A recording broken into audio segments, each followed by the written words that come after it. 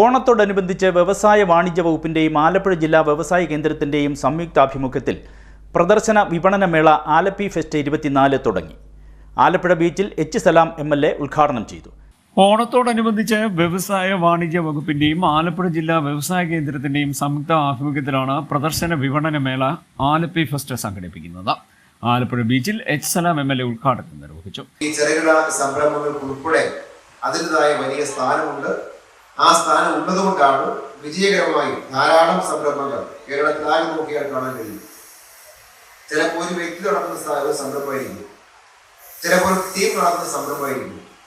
ഏത് സംരംഭമാണെങ്കിലും അത് വിജയകരമായി പോകാൻ കഴിയുന്ന സൗകര്യങ്ങൾ കേരളത്തിലുണ്ട്. നമ്മുടെ ജില്ലയിലും മാതൃകാപരമായി പ്രവർത്തിക്കുന്ന സംരംഭങ്ങൾ ധാരാളമുണ്ട്.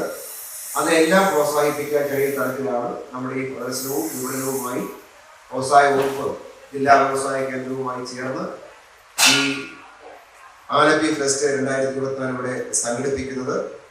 ഇതിന് നേതൃത്വം കൊടുത്ത എല്ലാ പ്രിയപ്പെട്ട ഉദ്യോഗസ്ഥന്മാരെയും വകുപ്പിനെയും പ്രത്യേകമായി അഭിനന്ദിച്ചുകൊണ്ട് ഔപചാരികമായി ആലപ്പി ഫെസ്റ്റ് ഉദ്ഘാടനം ചെയ്തുകൊണ്ട് ഞാൻ വാർത്തകൾ അവസാനിപ്പിക്കുന്നു. നന്ദി, നമസ്കാരം.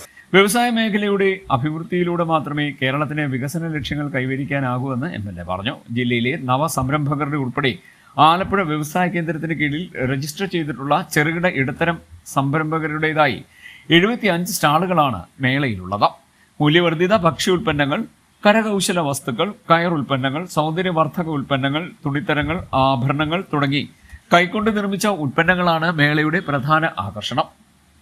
പ്രവേശനം സൗജന്യമാണ്. മേള 13-ന് അവസാനിക്കും. പുതിയതായി സംരംഭം ആരംഭിക്കാൻ താൽപ്പര്യപ്പെടുന്നവർക്കുള്ള മാർഗനിർദ്ദേശങ്ങൾ നൽകുന്നതിന് ആലപ്പുഴ ജില്ലാ വ്യവസായ കേന്ദ്രത്തിൽ ഹെൽപ്പ് ഡെസ്കും മേളയുടെ ഭാഗമായുണ്ട്.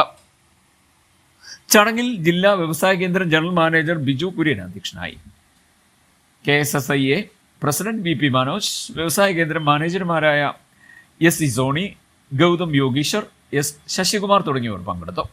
CDN news, Kayamkulam.